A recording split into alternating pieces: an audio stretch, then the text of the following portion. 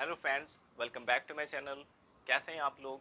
I hope कि आप सभी लोग अच्छे होंगे। फ्रेंड्स, जैसा कि आप जानते होंगे कि आपके एग्ज़ाम में 10 मार्क्स के क्वेश्चन आते हैं लेटर लिखने के लिए, और जिसमें specially letter to the editor होता है और एक कंप्लेंट लेटर होता है। दो टाइप के लेटर्स आपको लिखने होते हैं, एक लेटर टू द एडिटर और एक कंप्लेंट लेटर।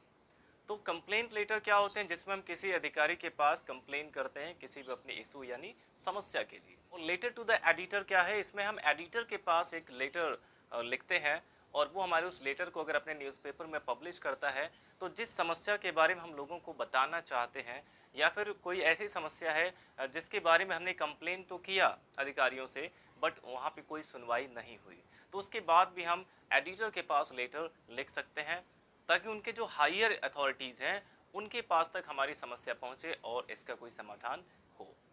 तो इस वजह से हम एडिटर के पास एक लेटर लिखते हैं। या फिर फ्रेंड्स, अगर कोई ऐसी समस्या है जो हमारे पूरे देश में है और उसके प्रति हम अपनी चिंता जाहिर करना चाहते हैं, तो इसके लिए भी एडिटर के पास लेटर लिखा जाता है।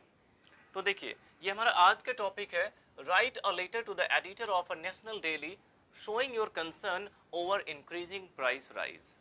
प्राइस राइज का मतलब क्या है? महंगाई, और इंक्रीजिंग का मतलब बढ़ना।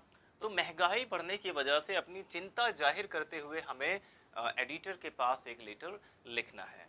और फ्रेंड्स, एक वीडियो में हमने एडिटर के पास पत्र लिखने के लिए, लेटर लिखने के लिए आपको एक ट्रिक भी बताया है। अगर आपने उस वीडियो को नहीं देखा है तो डिस्क्रिप्शन में आपको उसका लिंक मिल जाएगा, वहाँ से जाके आप उस वीडियो को देख सकते हैं। और अगर आपने उस वीडियो को देख लिया तो आप एडिटर के पास किसी भी टॉपिक पर लेटर लिखना होगा तो आप बहुत ही आराम से उसको लिख सकते हैं। तो चलिए हम इस इम्पोर्टेंट लेटर को देख लेते हैं, कैसे आप लिख सकते हैं प्राइस राइज पे अपनी चिंता जाहिर करते हुए हमें एडिटर के पास एक लेटर लिखना है। तो जैसा कि सबसे पहले इसका जो फॉर्मेट होता है, लेटर टू द एडिटर का जो फॉर्मेट है, ये हमें देखना है। पहले यहाँ पे हम सेंडर्स एड्रेस लिखते हैं, यानी कि अगर हम सेंड कर रहे हैं लेटर को तो हम अपना एड्रेस यहाँ पे लिखेंगे। जैसे यहाँ पे हमने सेंडर्स लेटर लिखा, आवास विकास कॉलोनी बस्ती, और इसके बाद आपको डेट लिखना है।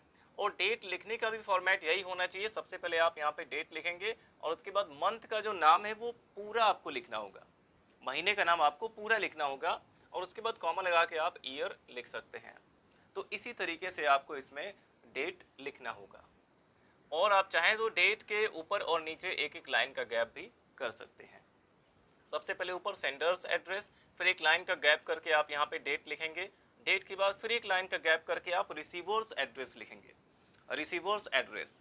अब हम एडिटर के पास भेज रहे हैं तो इसको रिसीव कौन करेगा? एडिटर ही करेंगे। तो यहाँ पे इसलिए यहाँ लिखा गया कि द एडिटर, और फिर न्यूज़पेपर का नाम आपको लिखना है। अगर क्वेश्चन में दिया गया है तो वही नाम लिखेंगे, नहीं दिया गया है तो कोई भी नाम यहाँ पे लिख सकते हैं न्यूज़पेपर का। तो इसमें कुछ कोई नाम नहीं दिया गया था, इसलिए हमने यहाँ पे द अमर उजाला लिख दिया, और फिर यहाँ पे इसका एड्रेस लिखा गया है बस्ती। तो सबसे पहले यहाँ पे सेंटर्स एड्रेस हो गया आवास विकास कॉलोनी बस्ती, और फिर डेट यहाँ पे हो गया जैसे 4 अक्टूबर 2023, और इसके बाद रिसीवर्स एड्रेस हो गया the editor the Amar Ujala बस्ती। और इसके बाद आपको यहाँ पे सब्जेक्ट लिखना होगा कि आप किस सब्जेक्ट पर ये लेटर लिख रहे हैं। तो सब्जेक्ट यहाँ पे आपको बहुत ही शॉर्ट में लिखना है, बहुत लॉन्ग नहीं लिखना है। तो जैसे यहाँ पे लिखा गया concern over price rise, concern over price rise यानी महंगाई के प्रति जो हमारी चिंता है। और इसके बाद यहाँ पे सैल्यूटेशन आपको लिखना होगा। सब्जेक्ट के बाद आप यहाँ बगल में लिखेंगे सैल्यूटेशन, जैसे सर या मैम लिख सकते हैं।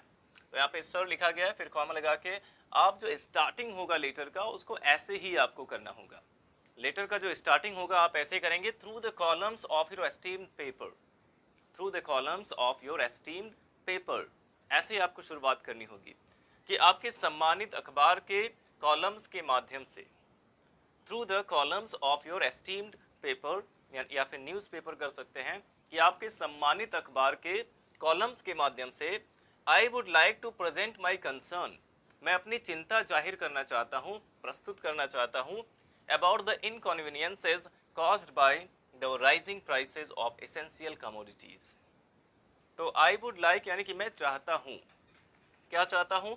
टू प्रेजेंट माई कंसर्न यानी कि अपनी चिंता जाहिर करना, मैं अपनी चिंता जाहिर करना चाहता हूँ अबाउट द इनकन्वीनियंसेस यानी कि जो असुविधाएं हो रही हैं, caused by the rising prices of essential commodities यानी कि आवश्यक सामग्रियों की के दाम बढ़ने की वजह से जो समस्याएं हो रही हैं, जो असुविधा हो रही है, उसके प्रति मैं अपनी चिंता जाहिर करना चाहता हूँ। तो इस तरह से आप स्टार्टिंग कर सकते हैं इसका। तो इतना आप इसका स्टार्टिंग लाइन लिख सकते हैं और इसके बाद पैराग्राफ चेंज करके आप अपनी समस्या यहाँ पे बताएंगे। जैसे एवरी डे वी हियर, प्रत्येक दिन हम सुनते हैं, about the rise in the price of essential commodities, यानी कि आवश्यक सामग्रियों के दाम के बढ़ने के बारे में। प्रत्येक दिन हम आवश्यक सामग्रियों का दाम बढ़ने के बारे में सुनते हैं। This is causing a great deal of the trouble, और इससे बहुत ज़्यादा समस्या हो रही है। कॉजिंग का मतलब इसकी वजह से बहुत ज़्यादा समस्याएं हो रही हैं। अ ग्रेट डील का मतलब होता है बहुत अधिक मात्रा में। तो this is causing a great deal of the trouble, और इसकी वजह से बहुत सी समस्याएं हो रही हैं to the common people of the country, यानी कि देश के कॉमन लोगों को, आम लोगों को।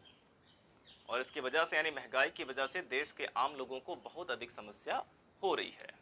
तो सबसे पहले फ्रेंड्स आप इतना लिख सकते हैं इस प्रकार से। अब आप चाहें तो इसका स्क्रीनशॉट ले लीजिए और उसके बाद हम इसके आगे बताते हैं।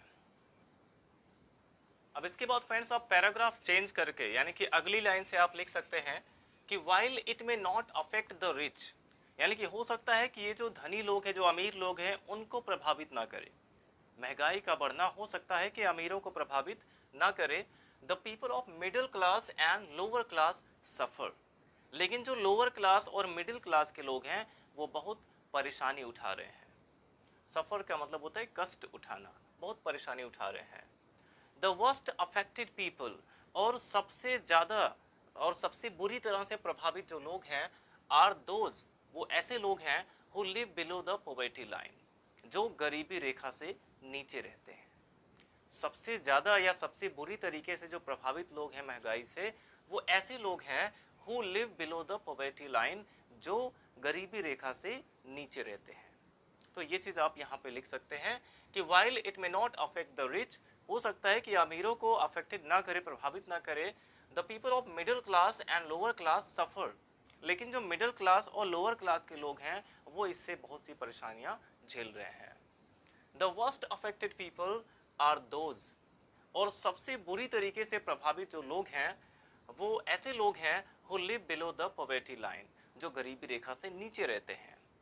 और इसके बाद आप बता सकते हैं कि they are not able to fulfil even their essential requirements, और वे यहाँ तक कि अपनी आवश्यक ज़रूरतों को भी पूरा नहीं कर पाते हैं। They are not able to fulfil even their essential requirements, यहाँ तक कि वो अपनी आवश्यक ज़रूरतों को भी पूरा नहीं कर पाते हैं। और इसके बाद आप पैराग्राफ चेंज करके फिर से यहाँ पे लिखेंगे कि we need to look at this problem, हमें इस समस्या के बारे में विचार करने की ज़रूरत है। We need to look at this problem, हमें इस समस्या पर विचार करने की ज़रूरत है। And come up with an effective solution, और इसका कोई एक प्रभावशाली सोल्यूशन भी निकालना होगा हमें, to reduce the impact of inflation, यानी कि इस इन्फ्लेशन के, यानी कि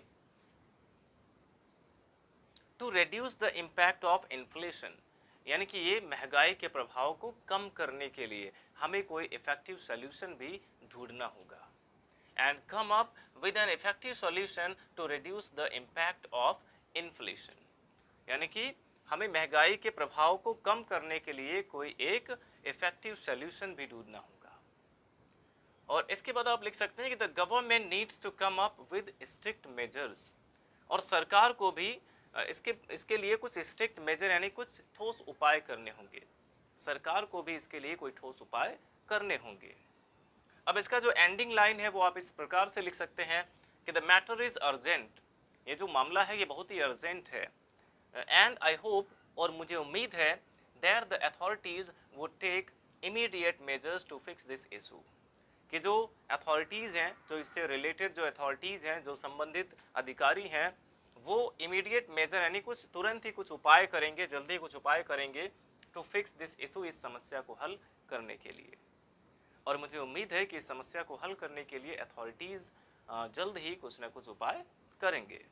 और इसके बाद लास्ट में आप यहाँ पे थैंकिंग यू लिख सकते हैं, ऐसे लेफ्ट साइड ही आपको यहाँ पे नीचे थैंकिंग यू लिखना होगा, और उसके नीचे आप योर्स ट्रूली XYZ लिख सकते हैं। क्योंकि एग्ज़ाम में आपको अपना नाम या रोल नंबर नहीं लिखना होता है, इसलिए अपने नाम के जगह पे XYZ लिख दिया जाता है। तो इस तरीके से फ्रेंड्स आप इस महंगाई वाले टॉपिक पर एडिटर के पास लेटर लिख सकते हैं और बहुत ही सिंपल वर्ड्स में लिख सकते हैं। आई होप ये पूरा का पूरा लेटर आपको बहुत अच्छे से समझ आया होगा, क्योंकि इसको हमने आपको बहुत ही सिंपल वर्ड्स में बताने की कोशिश की है।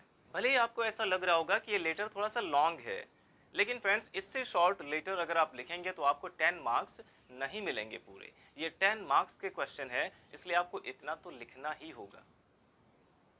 तो वीडियो अच्छा लगा हो तो लाइक करिएगा, और अगर आप ऐसे ही और वीडियोस देखना चाहते हैं तो हमारे चैनल को सब्सक्राइब जरूर करें। मिलते हैं आपसे नेक्स्ट वीडियो में नेक्स्ट टॉपिक के साथ, तब तक के लिए बाय बाय।